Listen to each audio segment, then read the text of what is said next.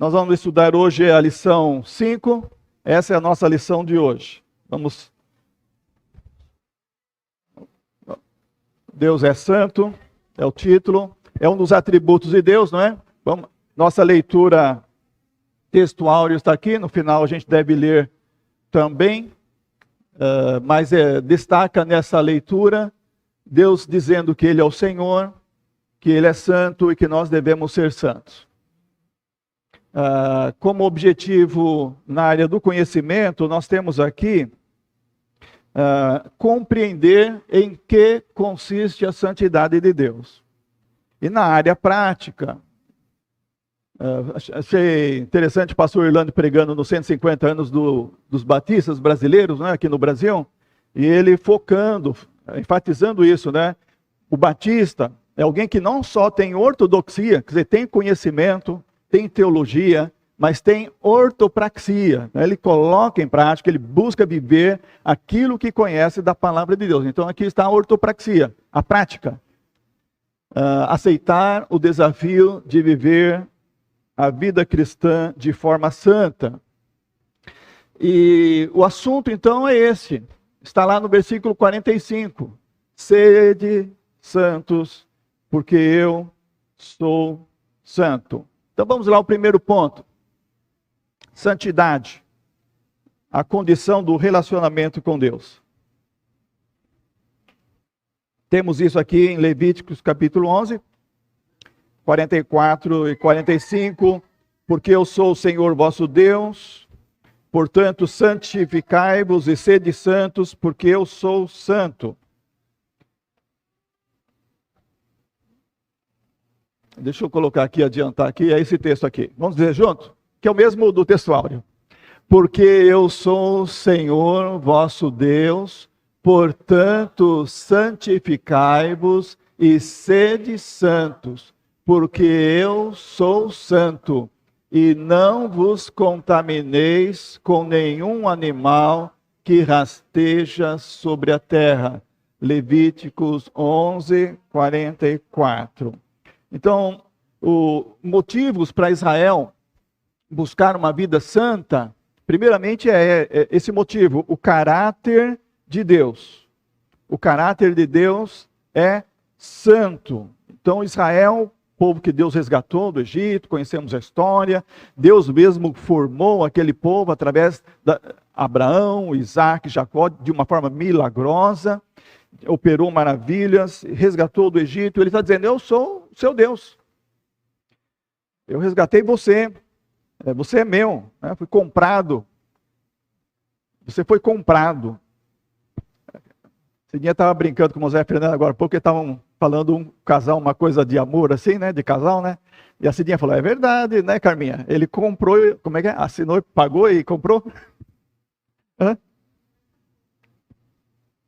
Comprou e pagou. Comprou e pagou. Casamento é assim, né? A gente compra e paga. É um contrato, né? É um contrato de casamento. Então Deus está falando isso com o seu povo. Eu comprei você. Você me pertence. Né? Ele comprou. E o povo de Deus pertence a Ele. Nós somos dele. É isso que Deus está dizendo. Nós não podemos esquecer isso. Além do caráter de Deus que é santo, então a santidade é um processo. Então o verso 44 está dizendo, santificai-vos, sede santos. Santificação é um processo. Quando a gente prepara um aluno para ser membro da Igreja Batista, aluno que a gente fala, tem a classe catecúmeno, né? A classe dos primeiros passos da vida cristã. Então, a gente ensina as coisas básicas, né? Essa é uma coisa básica que se aprende lá para se tornar um membro batista. Que salvação tem 4 estágios. Os irmãos lembram quais são os 4 estágios da salvação? Primeiro.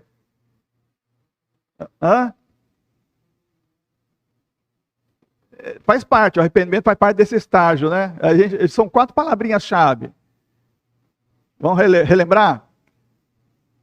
Regeneração, justificação, santificação, glorificação. Então são essas 4 coisas. né? Então, regeneração e justificação aconteceu no dia do arrependimento, no dia da salvação. Aceitou Jesus. Agora, santificação é um processo, é a vida inteira. E glorificação é onde? No céu. Então, nós nunca teremos a glorificação aqui. Então, desde o dia da salvação, nós estamos nesse processo chamado santificação. E é um processo que ninguém é obrigado a entrar nele. Ninguém é obrigado. A gente entra com uma intenção. Qual que é a intenção que a gente entra nesse processo de santificação? Qual que é a intenção? Obedecer a Deus, não é? Agradar a Deus. Porque Ele nos regenerou, nos justificou, somos salvos, lavados pelo sangue de Jesus. E o que nós queremos agora viver? Uma vida que agrada ao Senhor. Isso chama-se um processo intencional e consciente. Nenhum batista entrou forçado na igreja batista. Se entrou, entrou pela janela. Não entrou pela porta, né? Se ele entrou intencional, consciente, ele entrou pela porta. Ele entrou voluntariamente, aceitando esse desafio de viver uma vida cristã santa. Isso tudo faz parte desse processo. O segundo ponto da lição: ante as adversidades, não esqueçamos a santidade de Deus. Agora vamos para o Salmo 77. No versículo 2, o salmista está dizendo: minha alma se recusa a ser consolada. É um clamor. Agora estamos entre a santidade e a adversidade. Todos nós passamos por isso. Temos os conflitos, as horas difíceis da vida, quando as adversidades são maiores do que nós. E elas são tão terríveis que muitas vezes nos chocam e nos deixam sem palavras, não é verdade? Eu creio que todos nós já passamos um momento assim, ficar sem palavras. E o salmista está dizendo aqui: a minha alma se recusa a ser consolada. A alma está muito inquieta, falta a paz. E o que é importante observar aqui? Quando nós estamos neste momento de aflição,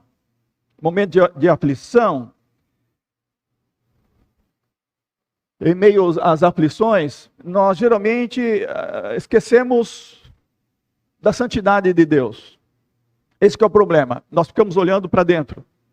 Esquecemos de olhar para o alto e olhar para o Senhor. Então começamos a olhar para dentro. E então nós começamos a ter muito distúrbio por causa disso.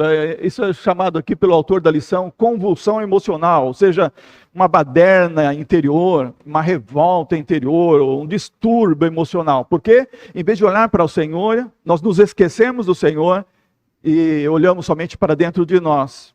E isso faz com que a gente, como o salmista diz, minha alma se recusa a ser consolada. Isso explica porque algumas pessoas, quando enfrentam luto, abandonam a Deus. Elas se recusam a ser consoladas. Elas olham só para dentro, esquecem de Deus, acham que Deus foi injusto com o que aconteceu. E nessa pandemia, quantas famílias perderam um parente? Agora mesmo, o corpo do pastor Zé Baldo está lá na Igreja Batista Jardim Atlântico, veio para ser sepultado aqui, né?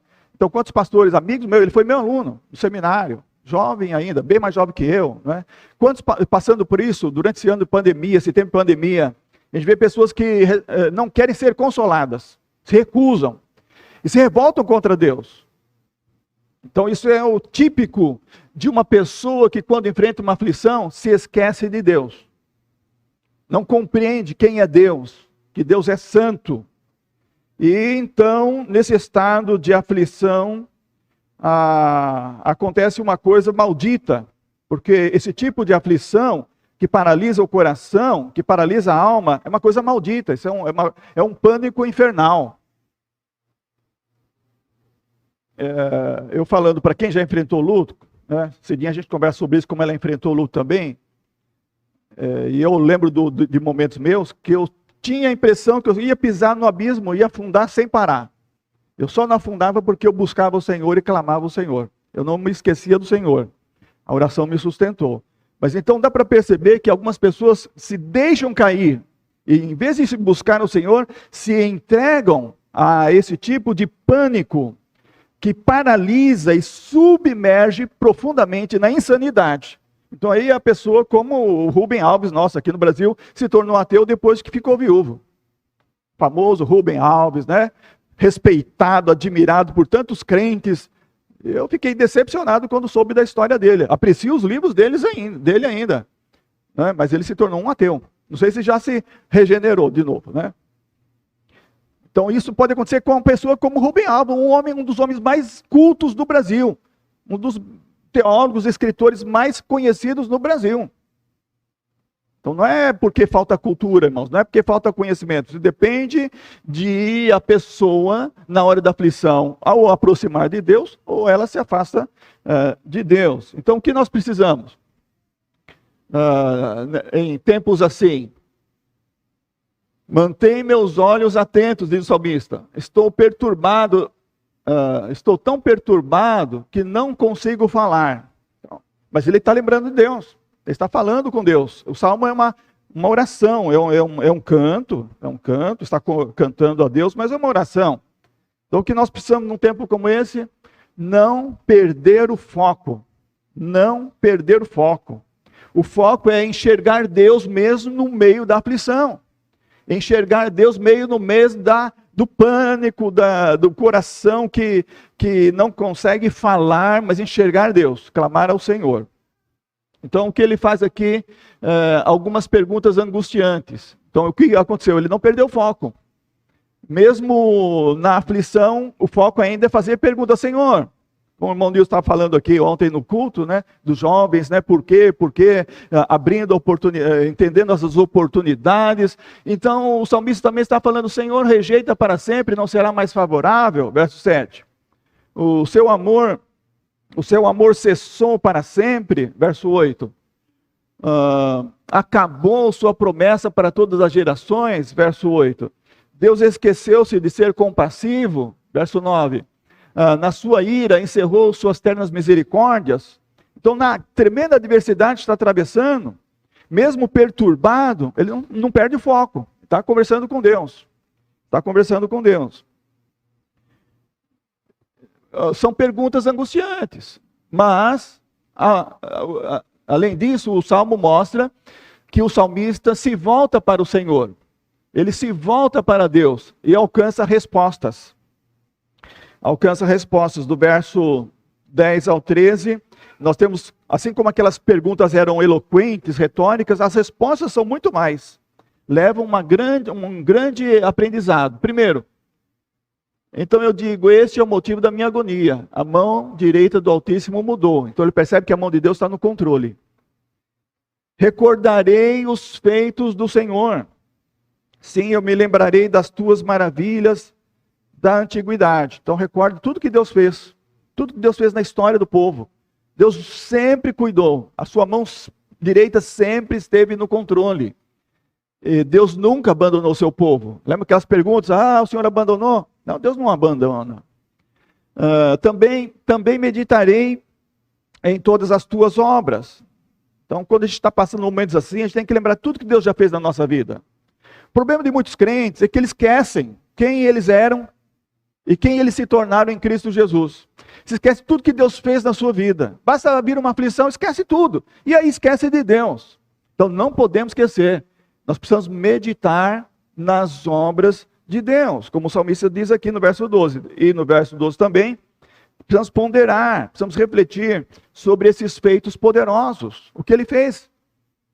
São coisas poderosas, porque ele nos ama. E ele certamente continuará nos amando e operando poderosamente em nossa vida. E então a última resposta que ele alcança, no verso 13, ó Deus, teus atos são santos. Então o que ele lembra? Da santidade de Deus. Ele lembra que Deus é santo. Então isso é muito bom para enfrentar a aflição. Lembrar que Deus é santo.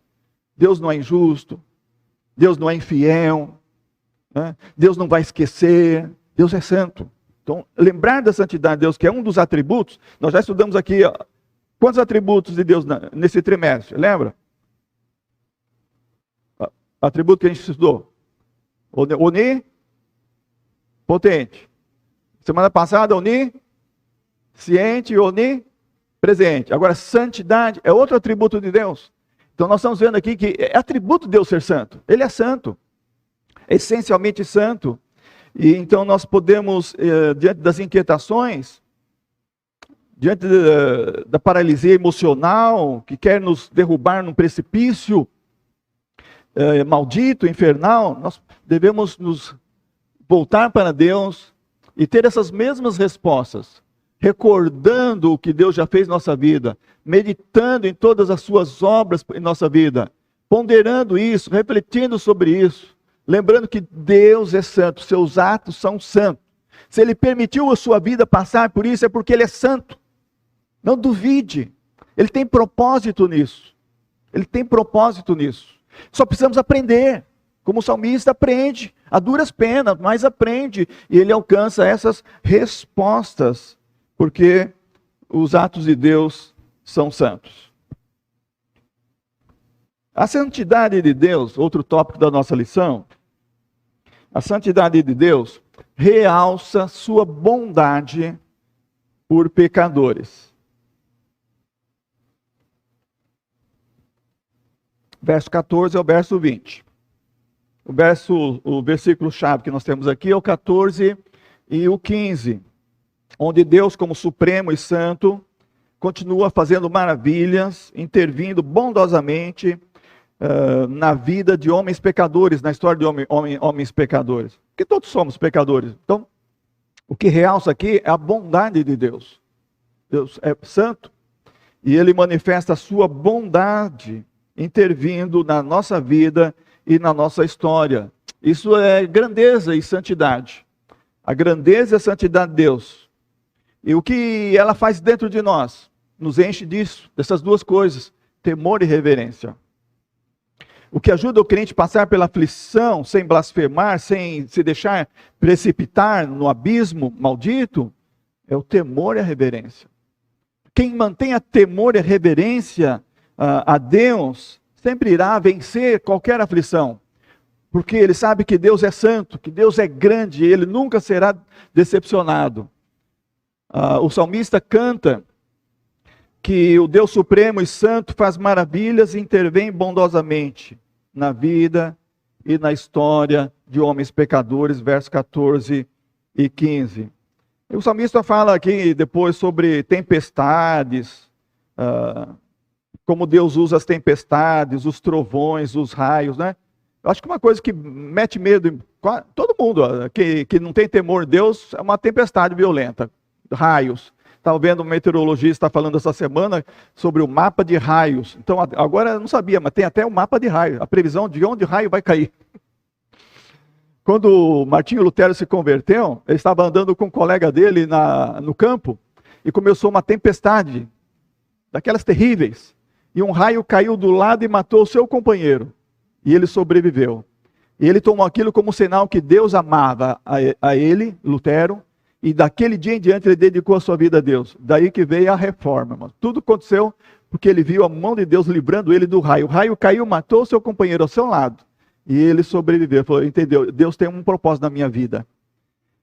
Então, Deus subjuga o mar, diz o salmista aqui, ele abre, ele acalma o mar, como Jesus fez lá no mar da Galileia, né? Então ele fala como Deus age com poder, é a grandeza de Deus operando maravilhas para guiar o seu povo, para abençoar o seu povo, para proteger o seu povo e salvar o seu povo. Quantas guerras de Israel foram vencidas com raios e trovões?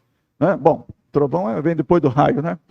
Mas às vezes até granizo, Deus jogava granizo em cima dos inimigos, mostrando que Ele tem o poder. Ele controla toda a natureza e Ele faz agir quando Ele quer defender o seu povo, salvar o seu povo. Então essa é a grandeza de Deus, a santidade de Deus realça a sua bondade com o seu povo.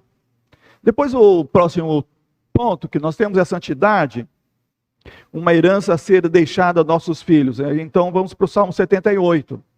Salmo 78. Salmo 78, nós temos aqui o versículo 1 e 5 como destaque. Meu povo, escutai meu ensino. Observe essa frase, escutai meu ensino.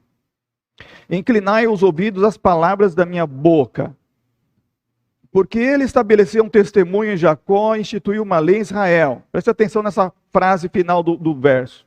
Ordenando aos nossos pais que os ensinassem a seus filhos. Então o que nós temos aqui? A responsabilidade de ensinar os filhos é dos pais. Hoje nós sofremos uma grande afronta aqui no Brasil com a tentativa de introduzir ideologia de gênero. Eles querem tirar o direito de educar do pai e da mãe para transferir para o professor na escola. É isso que está acontecendo. O direito de ensinar o filho, a filha, é do pai e da mãe, é dos responsáveis. Deus determinou isso. Isso é intransferível. Ninguém pode transferir a sua responsabilidade, seja para a escola, seja para a creche, seja para a igreja. É responsabilidade dos pais ensinarem os filhos. Os pais que têm ensinado os filhos em casa e têm levados a aceitar Jesus, eles têm uma alegria tão grande de ter evangelizado seus filhos dentro de casa. Tem esse testemunho para levar a vida inteira. É maravilhoso isso. Porque eles cumpriram a responsabilidade de ensinar os filhos. E isso é uma coisa que Deus concedeu como um santo privilégio. E ensinar os filhos não só uma vida santa, mas o perigo da apostasia. Sabe? Estamos perdendo muitos jovens, irmãos, na universidade. Nossas igrejas têm perdido muitos jovens. Adolescentes também na escola secular. O que está faltando? Será que está faltando isso daqui? Ensinar os filhos? Não só uma vida santa, mas o perigo da apostasia. Será que eles não foram ensinados? Está ouvindo o pastor Irlando pregando no culto 150 anos, agora essa semana, dos batistas brasileiros. E ele falava e lembrava sobre isso. Nós batistas não batizamos infantes. A criança quando nasce não é batizada. Mas depois quando ela cresce, ela tem consciência, então ela é batizada. Ele falava que ele batizou a neta dele. Eu tinha dificuldade em batizar alguém com menos de 12 anos, porque no meu tempo o pastor só aceitava com 12 anos, né? Aqui na igreja eu já batizei alguns com 8, né? O José com quantos anos foi batizado? 8? 9? Hã? Certo. Então eu fiquei conformado quando o pastor Orlando falou que batizou a neta dele com 7 anos, que ela deu um testemunho muito bonito de convicção de aceitar Jesus Cristo. Então isso eu achei muito bonito. E ele lembrou uma pesquisa, aqui nos Estados Unidos, aqui nós não temos muitas pesquisas, mas citou uma pesquisa nos Estados Unidos, que as pessoas são batizadas na infância, não abandonam Jesus na idade adulta. O que ocorre com muitos que se batizam na idade adulta e abandonam Jesus, deixam a igreja. Então vale a pena nós ensinarmos as crianças uma vida santa e o perigo da apostasia, e elas serem logo cedo, assim que tiverem consciência plena de poder dar sua profissão de fé, serem batizadas. Até aqui os que nós batizamos, né, quase todos, eu acho que todos, né, permanecem aqui nesse tempo na nossa igreja. Então isso é muito importante. As gerações futuras são advertidas, né, contra a repetição dos fracassos passados. Quando nós ensinamos nossos filhos, nós devemos ter em mente a respeito disso, que elas precisam aprender a obedecer, que a bênção de Deus vem sobre suas vidas quando elas aprendem a obedecer a palavra de Deus. Então elas alcançam a bênção aprendendo com o pai e com a mãe. Achei interessante o autor da lição falando que muita gente acha que Deus é um gênio da lâmpada do Aladim, né? Ou que Deus é como uma fada madrinha, uma farinha mágica, sempre para atender os seus desejos, seus pedidos. A vida cristã não tem magia. A vida cristã é um processo. Quando a gente falou do processo da santificação, que nós precisamos ensinar os filhos a obedecerem e ensinarem uma vida santa, entrar nesse processo de santificação e serem realmente submissos a Deus através de uma consciência plena de obediência, de submissão. A única maneira, essa frase eu tirei aqui da nossa lição também, ela é muito boa, excelente. A única maneira de ensinarmos os nossos filhos a bênção da santidade é nos submetendo por completo ao senhorio de Cristo. A única maneira. Muitos pais estão ensinando, sabe, oralmente, ensinando o filho a decorar versículos da Bíblia, mas não conseguem dar o exemplo. Aí, talvez lá na adolescência, lá na juventude, aquela criança que cresce, não quer mais saber. Talvez essa é uma das respostas. Uma das respostas pode ser isso aqui.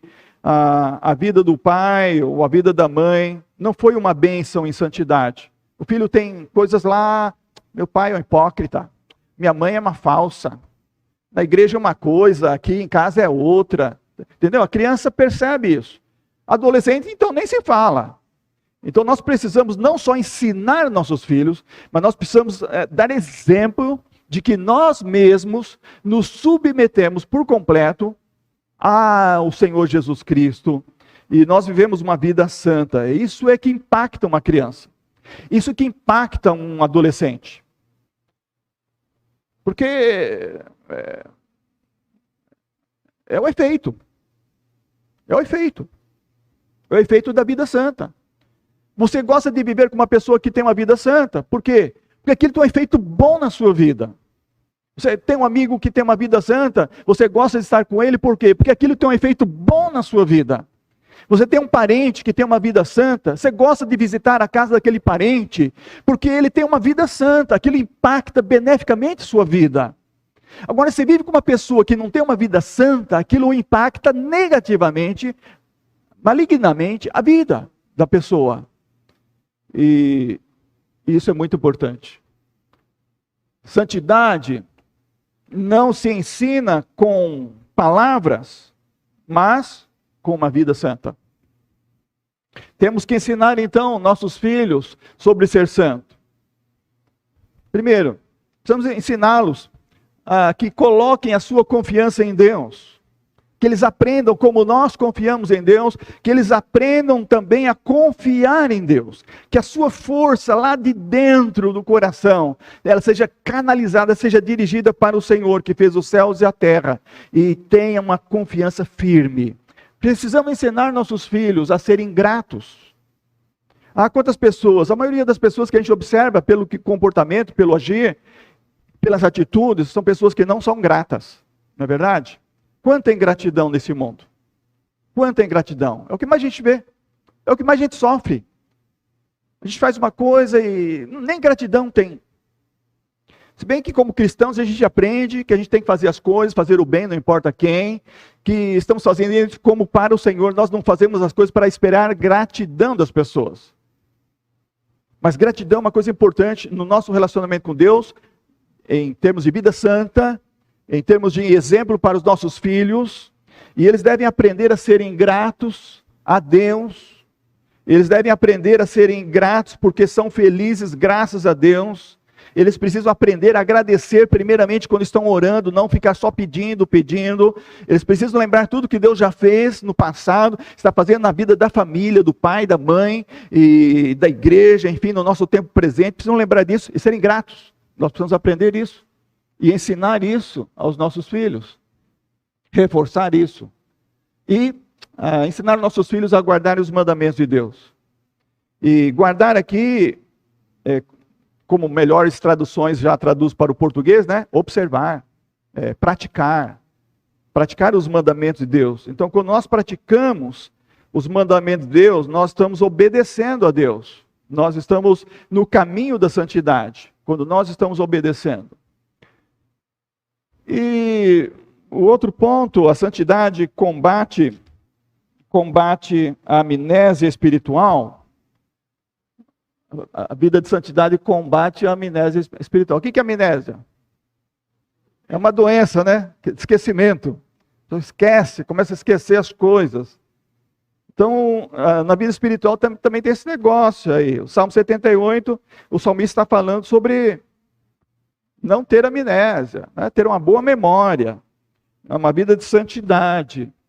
O versículo 12, o versículo-chave, em que lembra como Deus fez coisas maravilhosas aos olhos dos seus pais no passado. Então, isso quer dizer, lembre-se disso. O salmista está trazendo à memória as maravilhas que o Senhor fez pelo seu povo. Então, quando nós trazemos à memória, como Jeremias diz, eu quero trazer à memória o que me dá esperança, porque era um momento de aflição que estava passando, muito grande.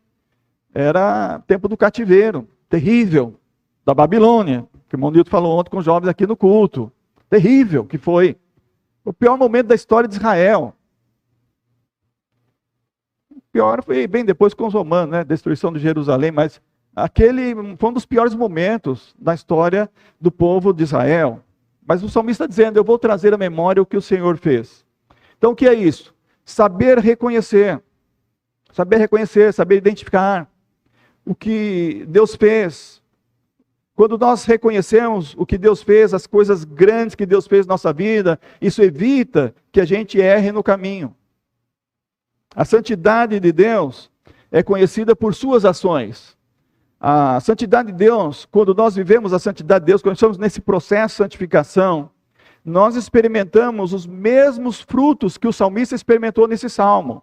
Do versículo 11 ao versículo 21, ele fala que ele experimentou gratidão. Quando nós vivemos a vida de santidade, nós experimentamos gratidão. Nós sempre lembramos de dar graças ao Senhor, ações de graças ao Senhor. Uma das coisas que faz parte do culto cristão é ação de graças. É começar o culto com gratidão. O culto, quando nós temos a devocional, irmãos, lembrando os irmãos que dirigem o culto, aqui a devocional do culto, lembrando que esse momento é mais para adoração, é mais para ação de graça. Lembra, esse momento é a introdução ao culto, à adoração. O culto cristão precisa ter gratidão, lembrar disso. Em vez de a gente começar com palavra de reprovação, eu sei que às vezes a igreja precisa de palavra de reprovação, né? Se eu não estiver pregando, irmão, num dia, pastor, eu quero pregar nesse domingo aqui, porque eu quero dar uma palavra de reprovação para a igreja. Eu vou dar a hora da mensagem para você pregar. Mas lembra que esse momento inicial do culto é momento de ação de graça, é de louvor, é de adoração, é um chamamento à santidade, é um chamamento a estar... É claro, também, né, se tem alguém naquele momento lembrar de algum pecado, confessar o pecado, ó Deus, me tira isso, eu quero sentir a tua presença aqui, a comunhão com o Senhor, não é? Então, é nos contentarmos, isso é um momento importante do culto, o coração precisa oferecer a Deus, satisfeito, alegre, oferecer gratidão ao Senhor.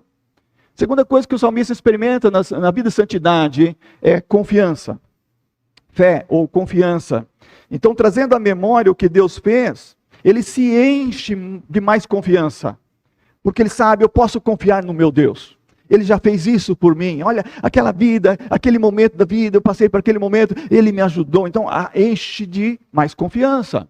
Outro fruto que a vida de santidade traz é esperança.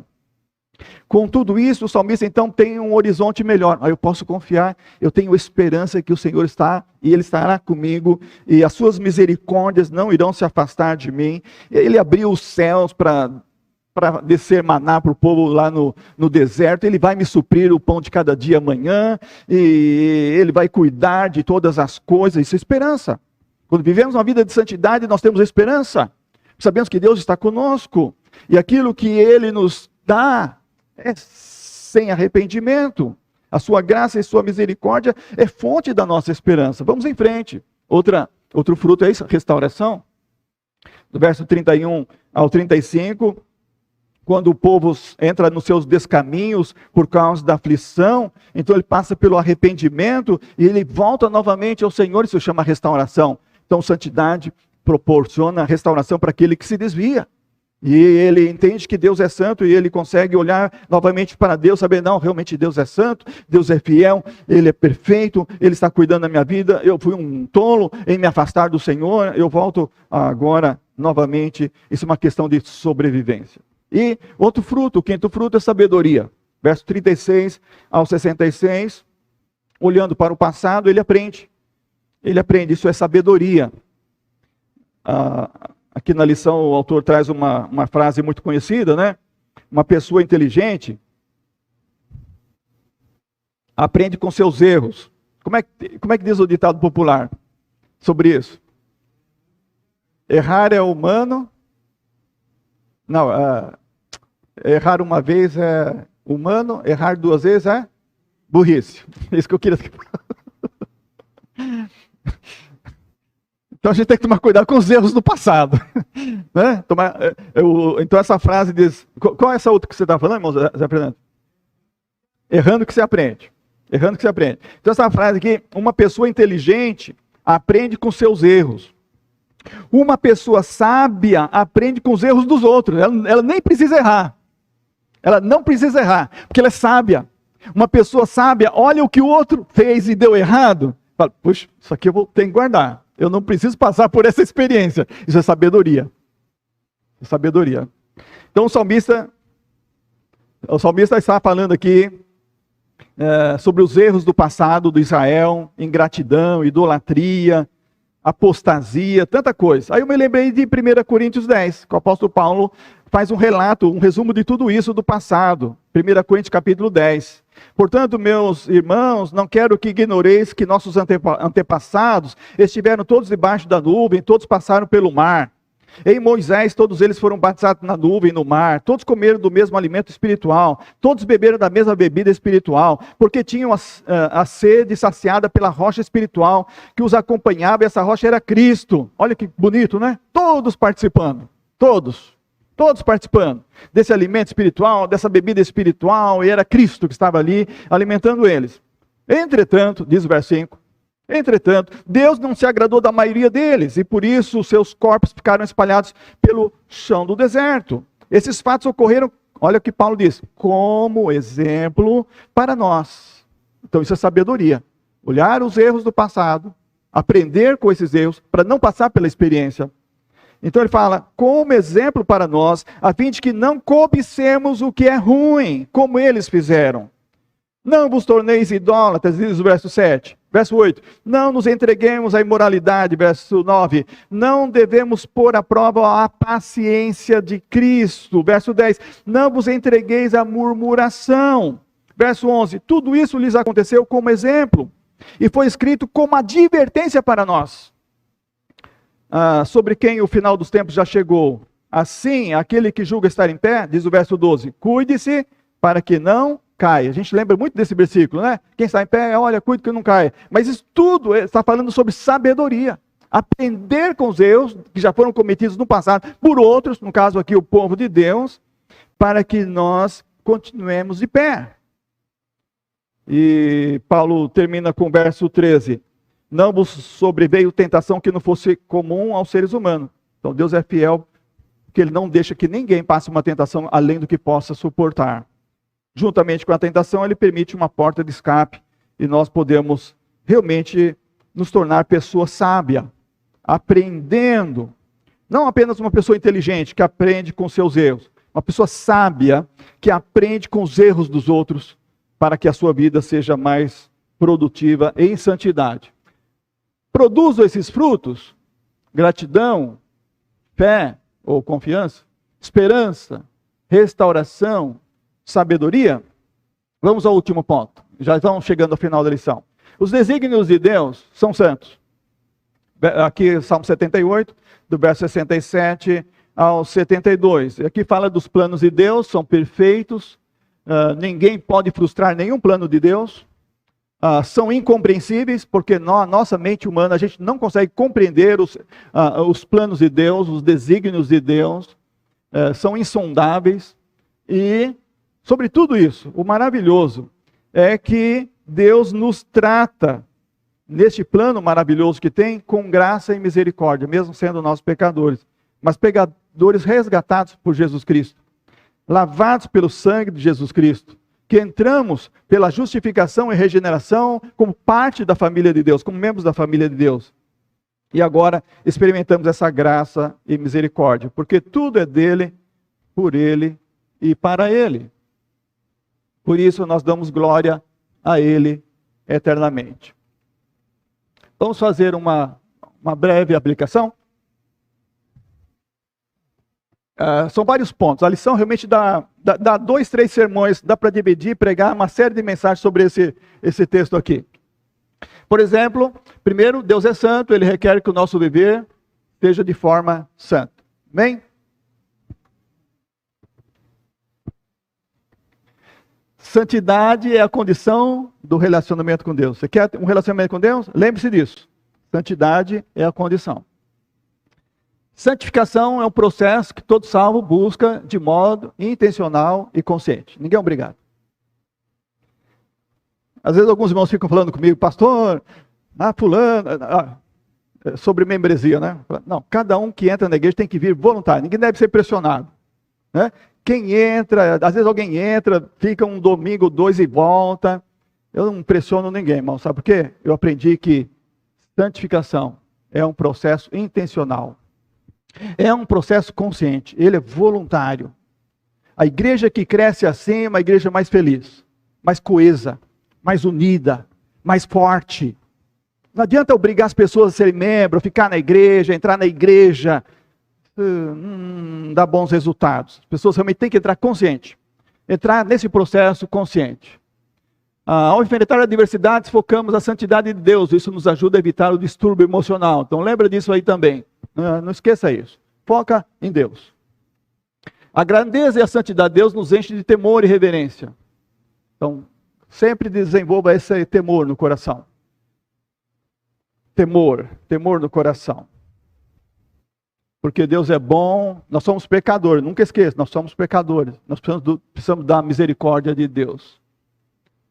6. Os pais têm responsabilidade de ensinar os filhos a bênção da santidade, o perigo da apostasia, mas ensinar vivendo uma vida santa, completamente submissos a Cristo. Santidade não se ensina com palavras, mas com vida santa. O caminho da santidade é praticar na íntegra os mandamentos de Deus. Não é escolher esse aqui eu obedeço, esse aqui deixo para depois. Não, a gente tem que viver uma vida santa. Obedecer. Santidade é reconhecida por 5 frutos. Precisamos desses frutos na nossa vida: gratidão, fé, esperança, restauração, sabedoria. E por fim, no processo da santificação, aprendemos também, com um coração sábio, a evitar os erros do passado cometidos por outros. Esse é o nosso desafio, irmãos. Viver a vida cristã de modo santo, de forma santa, um estilo de vida santo. Porque Deus disse: sede santos, porque eu sou santo. Então, lembrando os nossos objetivos: compreender a santidade de Deus e aceitar. É com você, né? Você aceita ou você não aceita? Eu espero que todos aqui aceitem. Porque a melhor coisa que a gente pode fazer na vida é entrar realmente nesse processo, intencionalmente, conscientemente, e viver essa vida que agrada a Deus, e a gente abençoar os filhos, e alimentar uma próxima geração de fé, de adoradores que serão fiéis ao Senhor. Vamos, classe compromisso em pé? Em pé, vamos dizer? Porque eu sou o Senhor, vosso Deus. Portanto, santificai-vos e sede santos, porque eu sou santo. E não vos contamineis com nenhum animal que rasteja sobre a terra. Porque eu, o Senhor, que vos fiz subir da terra do Egito, para ser o vosso Deus. Sede santos, porque eu sou santo. Levíticos 11, 44, 45. Amém? E como a gente aplica, né, para nós no mundo de hoje, o Egito é o mundo. Deus nos tirou do Egito, que é o mundo, e nos fez subir para esse lugar santo. Amém.